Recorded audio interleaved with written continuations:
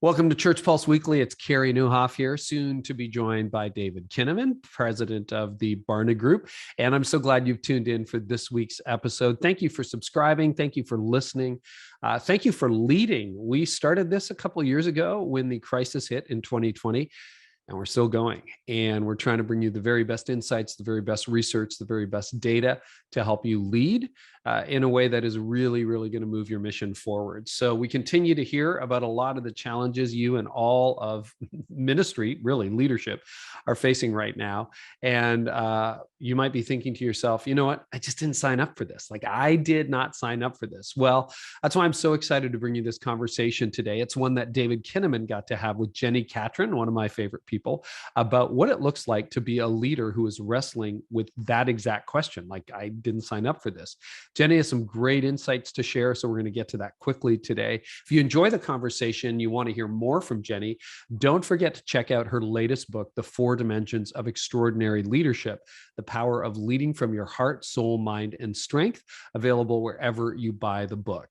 Now, here's the conversation with David Kinnaman. Well, I'm here with Jenni Catron, who is an author, speaker, leadership expert, and her passion is to lead well, to inspire, equip, and encourage others to do the same. As the founder and CEO of the Foresight Group, she works with individuals and teams on leadership, team culture, and strategy. She's also the author of several books. Her most recent is called The 4 Dimensions of Extraordinary Leadership. Jenni, thank you so much for being on Church Pulse Weekly. David, I'm excited to be with you. This is great.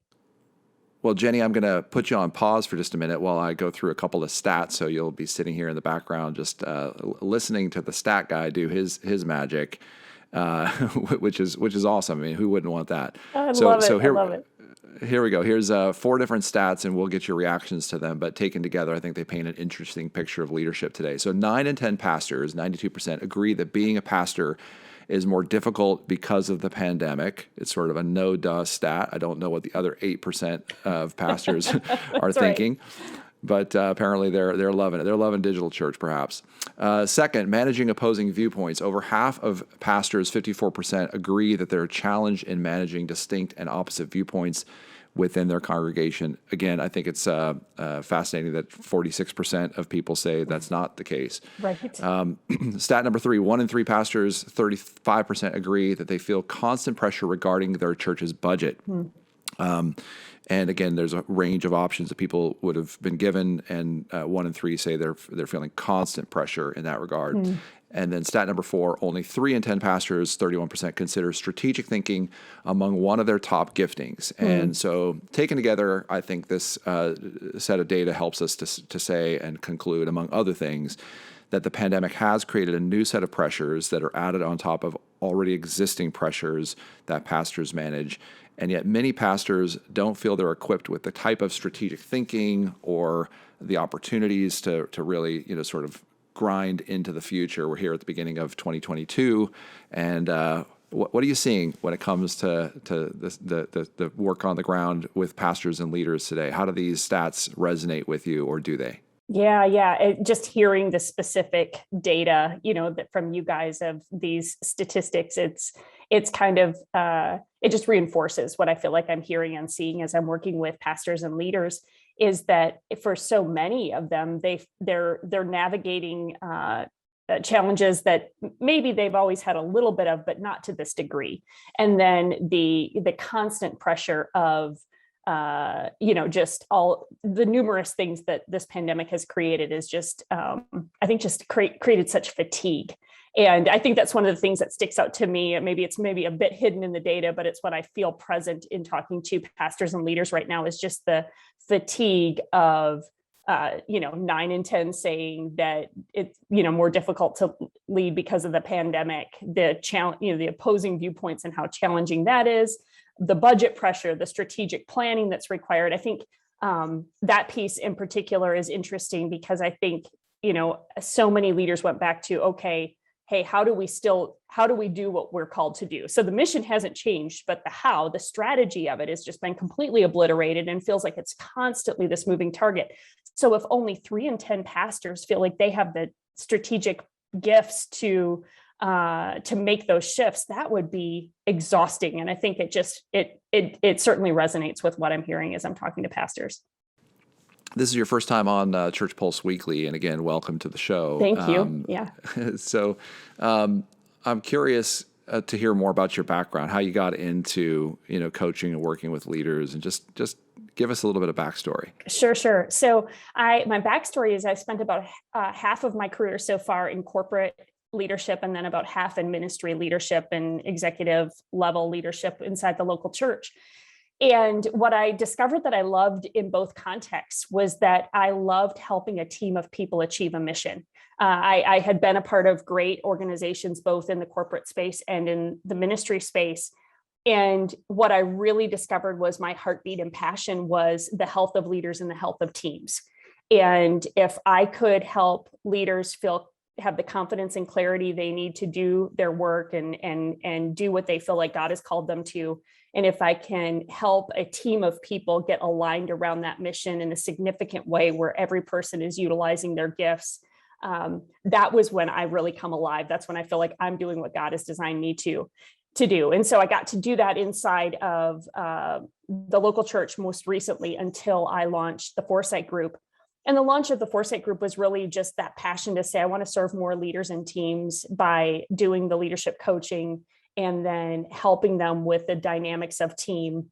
And so that's kind of what has gotten me to this point today, and just gives a lot of data points in that for me from working in those different environments that kind of inform the people challenges. All the same, the leadership dynamics and the leadership challenges we face are similar.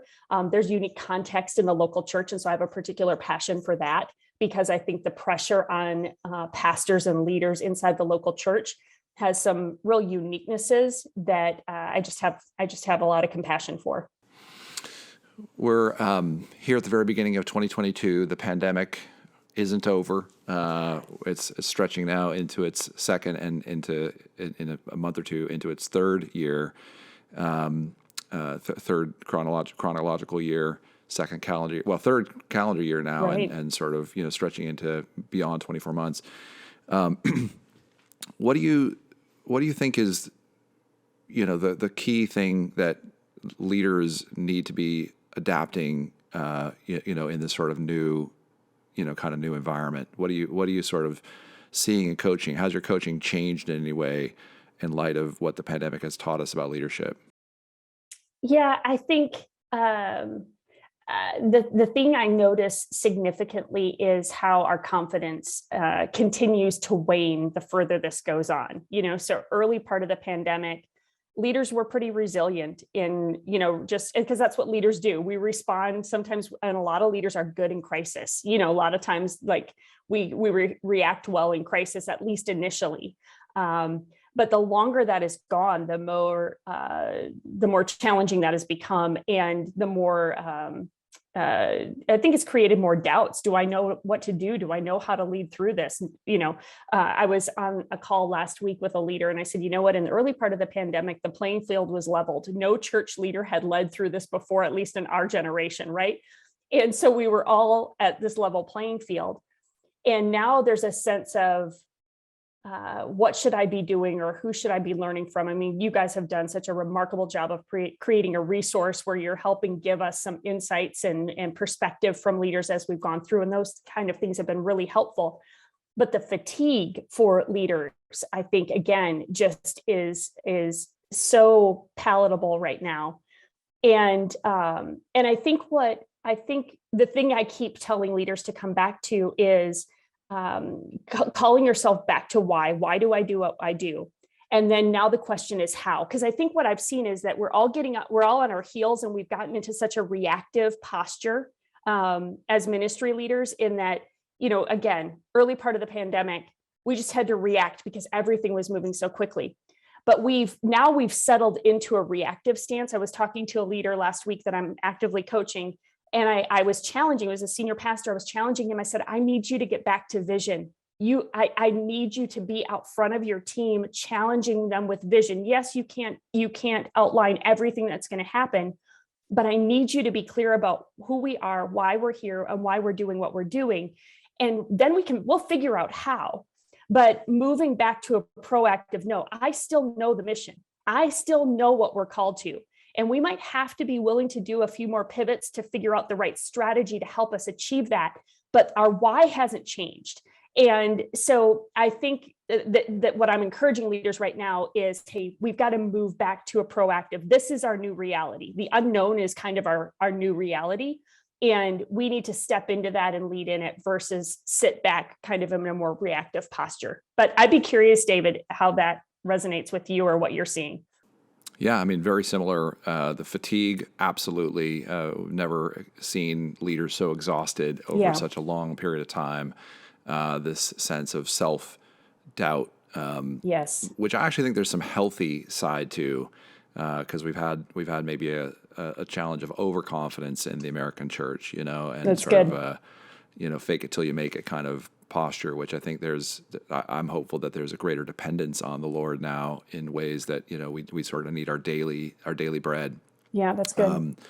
But I also think it's more important than ever for leaders, as you're saying, to have a clear sense of why they're doing what they're doing and how that heartbeat, sort of allows for them to sort of keep powering on, like where do we find our true north and our true kind of center as we're leading on.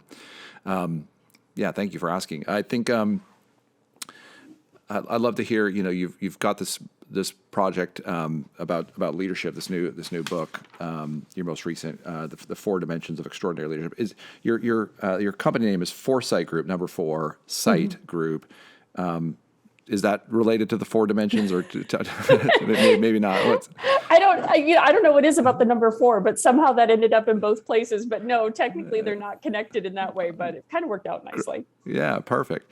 We'll talk about the 4 Dimensions of Extraordinary Leadership and what you learned in the working on that project and how that's applying today. Yeah. So I wrote the 4 Dimensions really as a part of my own journey of saying, what does it look like to be an extraordinary leader? And, I think we've all seen the stories of leadership that are both remarkable and, and terrible. We've seen the leaders who have had left remarkable legacy, and then we've seen the stories of leaders who have left a trail of destruction.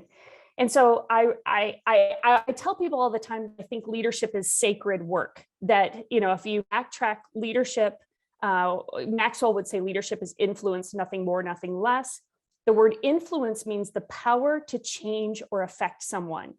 And I was probably in my late 20s, early 30s when I really started to wrestle with this concept of leadership. I'd been, promoted into more responsibilities of leadership, and I began to really wrestle with kind of the gravity of, hey, this leadership thing is kind of sacred. We have the power to change or affect the lives of people that we're entrusted to serve and lead. And there's a sacredness to that I felt like was missing in some of the leadership conversations and circles I was a part of. Sorry, I'm giving you a longer story to the why of the book.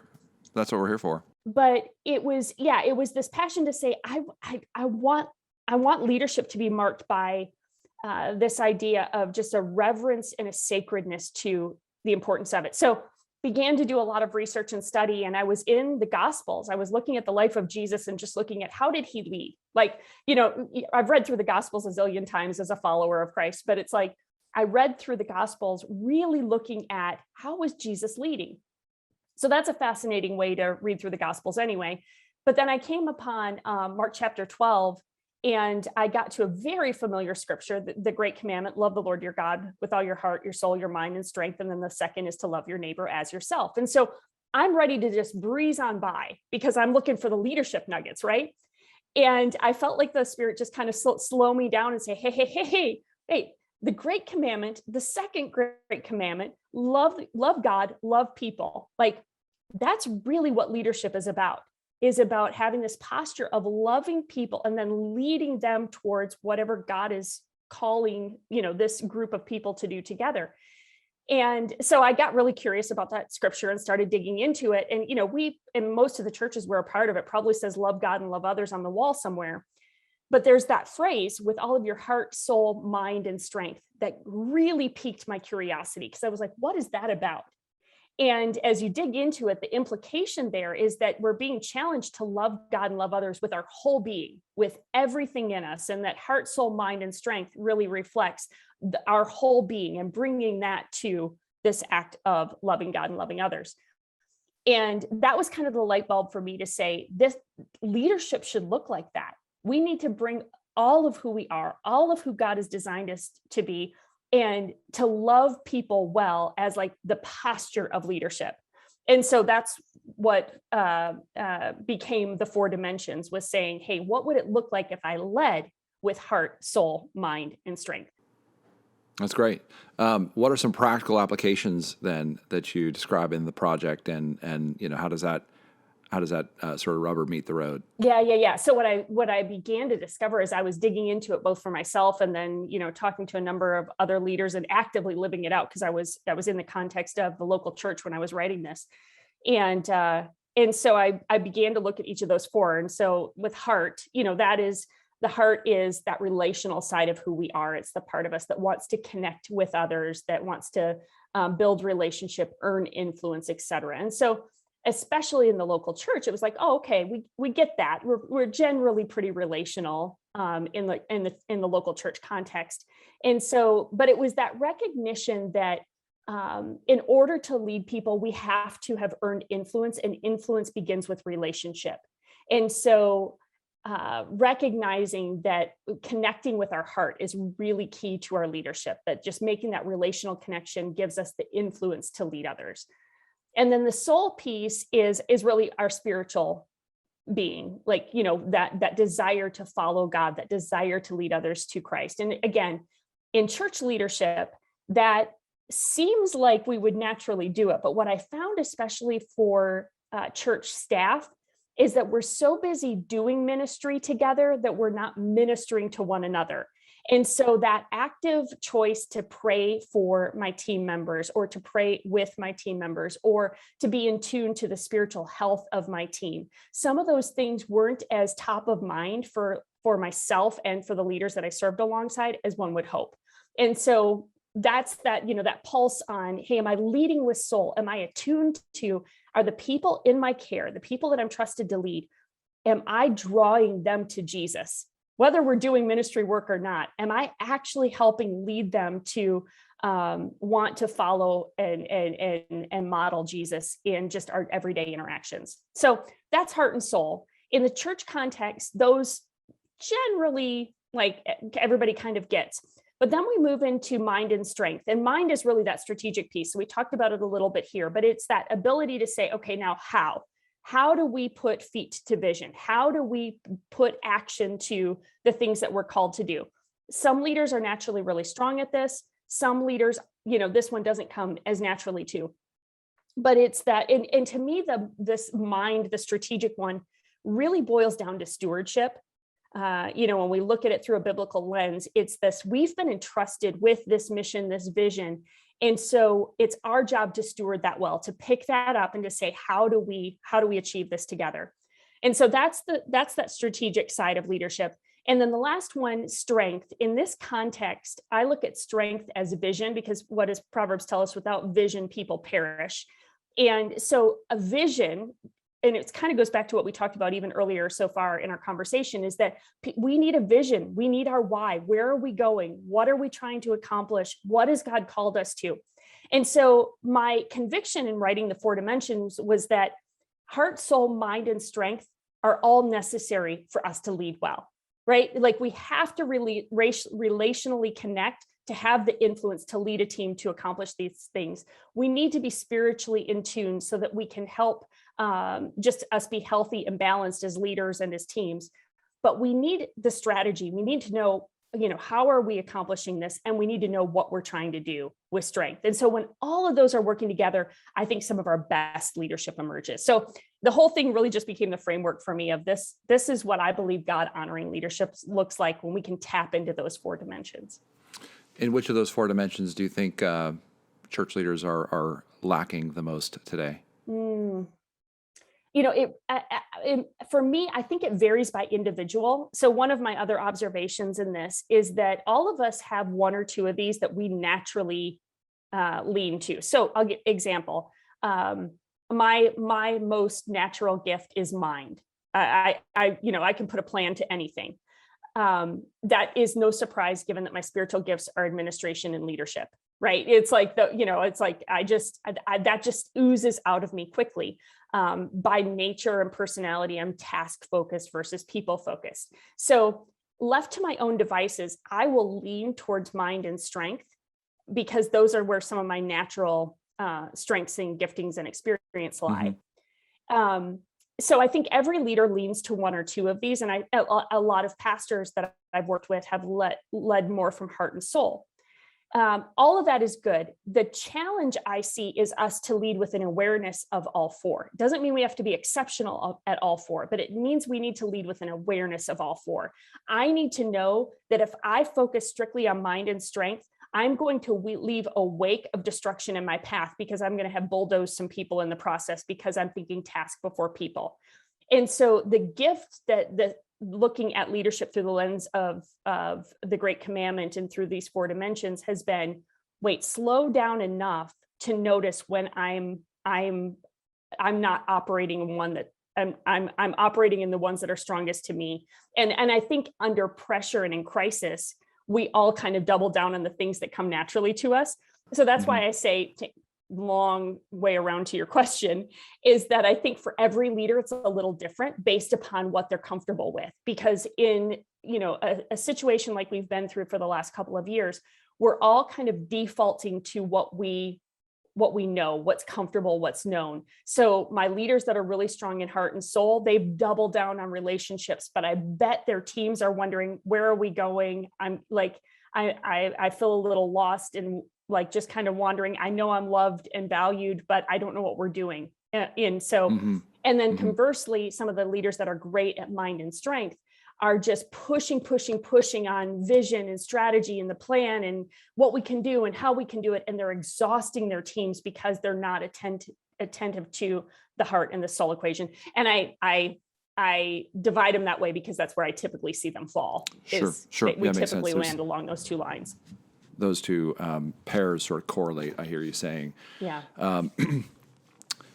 It's an interesting thought I hadn't really ruminated about before, but I wonder for our listeners the degree to which we self-reflect on the places we've gone sort of to our strengths, which is absolutely what we should do during the pandemic and all the challenges of leadership, and relied on those strengths. And again, I think there's something really good about that. But I'm wondering if we've used those then as a crutch, and then what are ways as we sort of self-assess our own leadership and that of our teams going forward. There might be a look at how to build a more holistic approach to teams. And so, Jenni, I'm wondering in that description of leading, based on heart, mind, soul, and strength, if there are implications for building teams around those different sets of skills and sort of priorities. Yeah. Great question, because I do think, so it like anything, we tend to recruit people who are like us. And so oftentimes when I work with a team, I'll go in and it's very much either a heart and soul organization or ministry, or it's very much a mind and strength. And I think the more leaders can, again, lead with an awareness of all four and bring people around them who balance them. So for me, for instance, I know left to my own devices, I am mind and strength all day long. And so I'm very intentional about when I hire, especially like the team members closest to me, my administrative assistant and project managers that work closely with me, I often will look for heart. The other team members that work the most with our clients or with other team members, I want to make sure that they are giving me a relational pulse, and then that I've permissioned them to say, hey, Jenni, just slow down to see people here. Because that's a phrase I use all the time, is slow down to see people, because I know my nature is to just drive. And so I think there's, again, it's I don't have to expect that I'm going to be exceptional at all four of those dimensions, but I do have a responsibility as a leader to lead with an awareness of, and that for the health of my team, the balance of those four voices at the table is really, really powerful, and that I'm making room and space for that.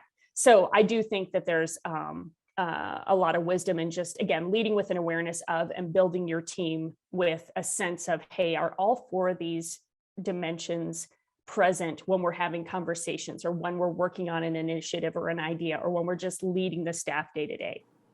So I'm big on practical kind of realities for this or practical applications. So let's say you're doing a job interview of a potential person to be on your team, on your leadership team. What are just riff with me here for a minute. Like, Sure. What's a question you could ask?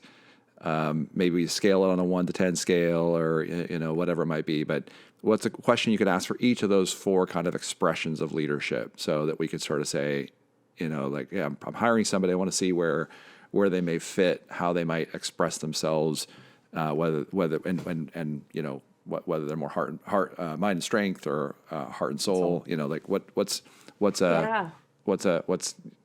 Can you do that on the fly with me? What do you think? Yeah, let's see. You'll test me on this a little bit.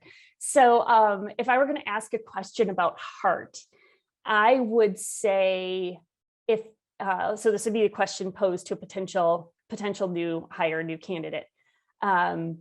If I gave you a new task or a new project to work on, would your first instinct be to go find a couple other team members to ask questions and get their perspective? Or would you go to your office and whiteboard out the plan? And I'm looking for, basically that's going to test for heart or mind, really is what that one's going to do. Mm-hmm. But I'm looking for, do they think people or do they think task first? Mm-hmm. So I'm giving them a question to go, are they going to go, another question for heart would be, a new intern starts with the organization. How do you get to know that individual? And, so then you're going to look for, are they asking questions? Are they going to take them to lunch? Are they going to take them to coffee? That's going to tell me that they're a heart person. If they're like, oh, well, I guess I'll get to know them in the meetings, then you know that they're probably not as relationally attuned. So there's some thoughts there. For soul, I think I'd ask, if again, we're talking to mostly church leaders here on the podcast.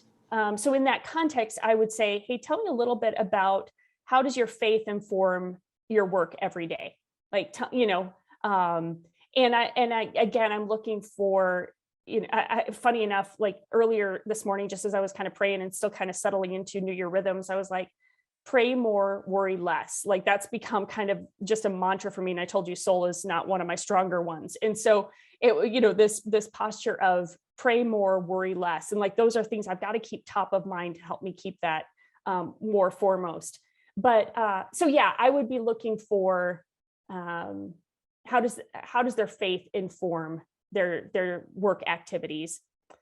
If I were asking mind, I would ask them, do you like to be given all the steps of a project, or do you like to be just given the expectation of the outcome? And what you're going to hear in that is if they like to just know what's the outcome, what do I need to produce, then they naturally probably backtrack and can work the plan. But if they like to be given all of the steps, that tells you that they probably aren't as strong as strategically defining every step they need to take. And then for vision, I would, for strength, I would probably ask them, tell me why, so pick something that your organization is working on. Why does that matter? And see if they can regurgitate it, or at least come up with a vision, a little bit vision statement for why we're doing something that we're doing. But that's great. Does that trigger any thoughts for you, David? You put me on the fly on that, or on the spot on that one. That was a fun one.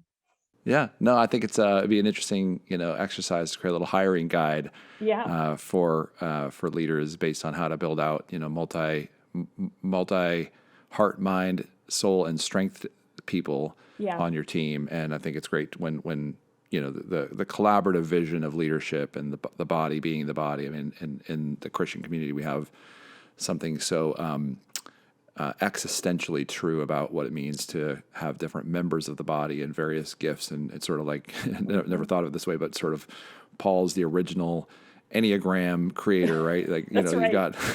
you've got these different expressions of gifts, and he's trying to I often think like what an interesting and sort of like why I believe that the scriptures are true, the various expressions of that. But one of them is that because Paul is such a modern thinker, you hear in his writing his own kind of sort of manic sort of expressions, his highs, his lows, his categorizations. I mean, he'd have been a great sort of market researcher, and then so you've got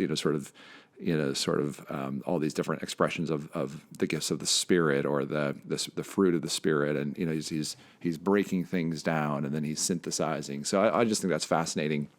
And so as part of that, then we as Christians have something that's very so foundational to what it means to lead, which is that none of us alone are God's gift to humanity, but all of us together have something of the Imago Dei and a leadership gift and what that looks like. And so I'm just a huge fan of anything that can help us better understand how teams of people working together can actually accomplish what God has called them to do. And I think, if anything, this moment, COVID, has reminded us that not only do we really need sort of the person at the top to be really clear about who they are and what they're called to, and sort of a humble and hope-filled posture.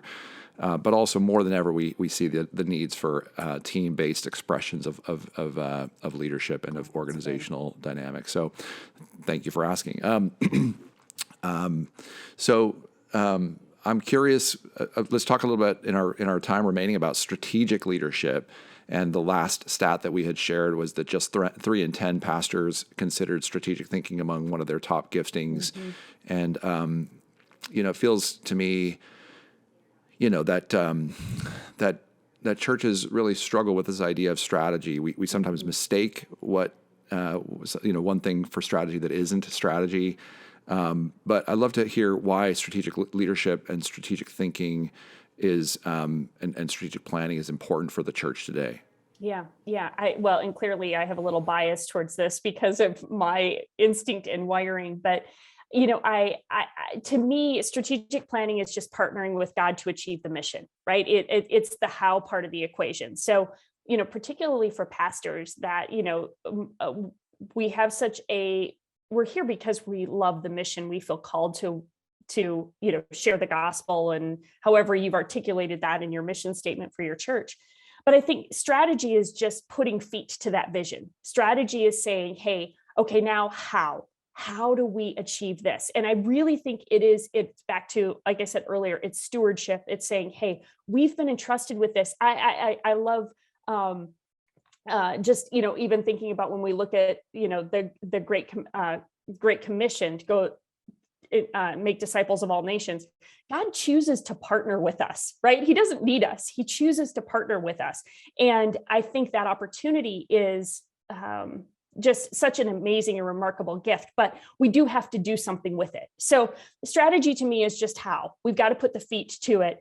And kind of to your point, I might be getting ahead of you a little bit on this, but I think it is that recognition of it isn't completely up to us to figure out how.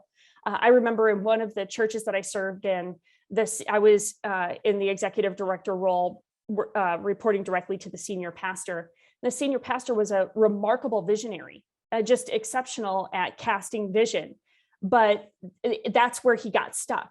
And so when I joined the team, it was the combination of those gifts of saying, okay, now how do we make that happen? How do we align a team to together achieve this and build out the plan that helps us do that? And so I don't think I think sometimes strategic planning in the church world has gotten kind of separated from the vision in some respects, and that it just became these goals and actions and plans that just became this very task-driven, separated from vision, that created just kind of a unsettledness, I think, for a lot of visionary leaders. But I think they have to be directly tied together. And then again, I think it just comes down to hey, this is us taking the next step to help us achieve this mission in a meaningful way. What are first steps that leaders can put in place, whether they're actively, doing strategic planning or not doing strategic planning? I'd love to break it into those two groups. So, for those that are kind of comfortable with strategic planning, what are things that you think are important now, especially in light of all the disruption? And then for those leaders that have never really started or thought about strategic planning as a tool in the ministry toolbox, what would you recommend? Yeah. Okay. So let's talk about that first group. Those that are a little more comfortable with strategic planning, maybe they've had a rhythm of it organizationally. In some cases, you might be tempted to just double down on that because, again, you're a little more familiar with it. You're a little more comfortable with it. And it might be missing some connection to mission. And so going back to like reconnecting your team with that purpose of like, hey, here's why we're here. Here's why it matters. Now, here's our plan to work towards that. And so I think those leaders that you have some rhythm of strategic planning that's kind of common in your culture, making sure you keep it really anchored to purpose. That's one of the things I'm noticing about team dynamics right now. Of course, we're hearing all of the conversations about the war on talent, the great resignation, people moving around. And much of what I've heard is that the importance of purpose, that people want to be a part of something that matters. And they don't just want to be a cog in a machine trying to accomplish, all this stuff, to what end? I think so much disruption has all made us go, what's really meaningful? What's really important to me? Well, again, for those of us in church ministry, we have such a important and significant mission. But I think for those leaders, we've got to make sure we're going back to that sense of purpose and then moving to the plan, to the strategy. For leaders or teams that have not had much of a rhythm of strategic planning, I think there's a bit of education for your team where we've got to make it a little more, it's got to become a bigger part of our culture to say, hey, you know what? Our mission hasn't changed. And we even had some strategies, whether we had them in a plan or not. There were ways that you were achieving your mission that maybe just were more instinctual and understood. They might have not been as strategically planned out. But I think you've got to help your team understand, hey, our heart has not changed. This is who we are. This is why we do what we do. This is our mission. But how we do that has all been shifted. And we've got to embrace that reality and maybe get a little more purposeful about what are the strategic plans, steps we're going to take to help us achieve that in the new year. And I would say in that context too, include your team with you. Hey, we've never really done this way before. And so we're gonna take some steps towards trying to do some strategic planning that will help us move from kind of that reactive to proactive, because we know the mission is more critical than ever. We know we need to be about the work of ministry, but we've got to find some new ways to do that. So it comes back to vision again, right? Of just like, as that leader, helping your team understand, hey, here's why we're going to take some steps towards doing more strategic planning than we might have historically done. And so I think the buy-in with your team is critical either way, but I think you approach it from a different standpoint. Did I get specific enough there, David? Yeah, that's helpful. Any advice for smaller churches that maybe think their team is too small, or like strategic thinking is really only for the bigger institutions, bigger churches? Yeah, I think, and this is where I would just include all of them, right? In that I would pull the team together, and I would do just what we said with the other with any team, is come back to that mission and vision, clear sense of purpose, and then what are 3 things we could do this month that would help us live out our mission. So maybe not even getting outrageous with this robust strategic plan that, is exhausting and terrifying. I generally think that keeping it as simple. One of my general rules of thumb is simple and consistent. What is simple, but we can consistently do that helps us achieve our mission? That's a strategy, right? That if we're going to, let's say, we're going to reach out to every one of our small group leaders and just do a check-in call with them to see how they're doing and what they need to support their small groups. Very simple but consistent strategy that helps us keep people connected. If that's part of something that's core to your mission. So I don't think the size of team matters as much as just saying, hey, what what can we do to accomplish this work together? You mentioned a few minutes ago this the Great Resignation and the challenges of keeping and retaining talent. Thoughts or advice for church leaders on that front today? Yeah, that one's a big one for me. I think that we have a remarkable advantage when it comes to all of the kind of shifting that we're seeing with people in the job market. The stronger and healthier our culture, that's a competitive advantage against people moving around, right? Again, and I think churches, again, have a distinct advantage in this because people want to be a part of something that's meaningful, that matters. They want it to have a sense of purpose. Because again, we've all asked clarifying questions of, am I doing, what am I doing with my life? Am I doing stuff that is meaningful and significant? So I think the church has the best advantage when it comes to that because of our core purpose. So the clearer we are about our purpose, the healthier our culture. So investing in our staff. And that is the one thing that I am telling leaders right now is we need you to invest in your staff. And first, I encourage people, your staff is your first congregation. Like that's your first set of people that you as a senior pastor are responsible for shepherding, nurturing, caring for, investing in, developing, et cetera. If you can, and I think a lot of times we focus on the congregation, which of course you're responsible for and entrusted to, but sometimes to the neglect of our staff team, we kind of figure they'll figure it out or they'll be okay or they're hired to do it or whatever. And I'm not saying, there is expectation when we're hired to do a job. But if we could look at our staff as our first congregation, that first group of people that we're entrusted to care for, to pour into, then I think they in turn help us shepherd the rest of the congregation. So investing in your team, being purposeful about what's the culture I want to build, what's the team that I want to create, and how can I keep this team connected in a way that just compels them to stay for as long as God has them here. I think investing in your team is a really key part of a leader's responsibility at any time, but I think it's an opportunity right now. Okay, those are great insights about culture and retaining talent. As we wrap up, Jenni, what's one encouragement you'd love to give to leaders today? Yeah, I would just encourage leaders that you are right where God wants you. And I think I often visualize this posture of that my hands are up.